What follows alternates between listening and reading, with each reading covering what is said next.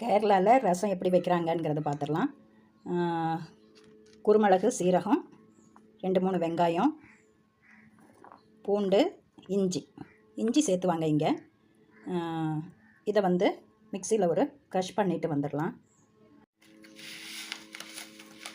ஒரு வடை சட்டி அடுப்பில் வச்சுட்டு கடுகு தாளிச்சிடலாம். அப்புறம் நம்ம மிக்சியில் க்ரஷ் பண்ண இஞ்சி, பூண்டு, வெங்காயம், குருமிளகு, சீரகம் இதை போட்டு தாளிக்கணும்.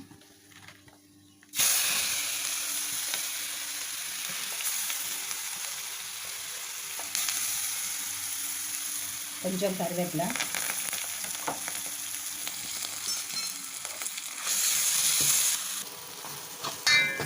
இது நல்லா மொரிஞ்சு வந்ததுக்கப்புறமேலு கொஞ்சம் மல்லித்தூளும் மிளகாத்தூளும், பச்சை மிளகாய் போடுறதுனா போடலாம், தாளிக்கும் போதே போடலாம்.